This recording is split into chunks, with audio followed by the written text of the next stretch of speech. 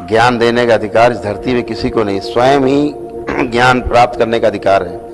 हम स्वयं ही ज्ञान अपने में ज्ञान को उपलब्ध हो सकते हैं। ज्ञान हमें नहीं मिलेगा, समुद्र हमें नहीं मिलेगा, हमें समुद्र जाना होगा।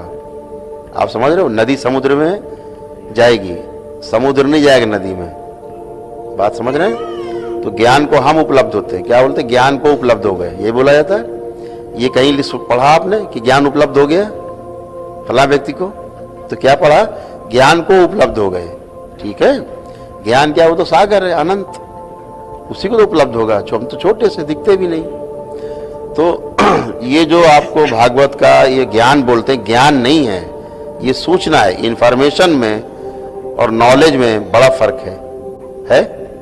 इंफॉर्मेशन माने सूचना, नॉलेज माने ज्ञान। स्कूल से हमें जो मिल रहा है, जो हमें गुरुजन पढ़ा रहे हैं, या जो हम आपसे बात कर रहे हैं, ये भी सूचना है, ये ज्ञान नहीं है। ज्ञान तो आपके अंदर जलने वाली ज्योति है, वो ज्ञान की ज्योति, वही से रास्ता दिखेगा।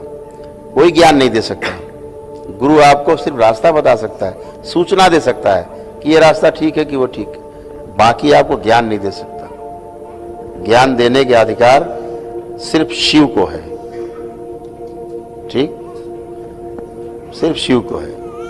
तो इसलिए दिया भी उन्होंने ज्ञान है, उन्होंने सप्तऋषियों को दिया, सप्तऋषियों ने आगे बढ़ाया उस ज्ञान को। ठीक है, आज हम तक पहुंच गया है, मानव तक है।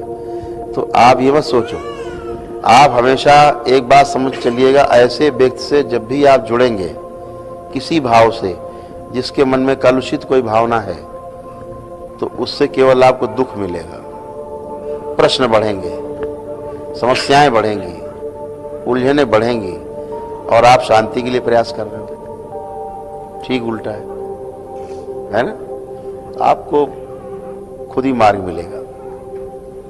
केवल बहना नहीं है भावनाओं में, बहुत मजबूत रहना है, अडिग।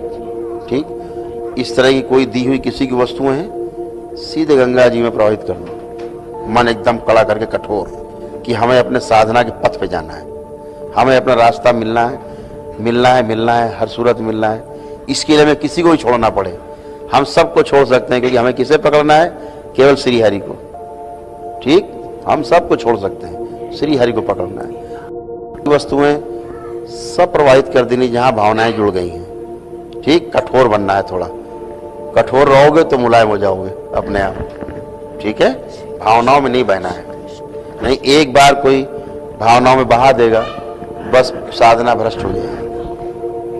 अभी उससे बचना है। ठीक, जो भी माँ कामाख्या करौली सरकार के सच्चे भक्त हैं, वो इस चैनल को लाइक, शेयर एंड सब्सक्राइब करें। जय माँ कामाख्या, जय करौली सरकार।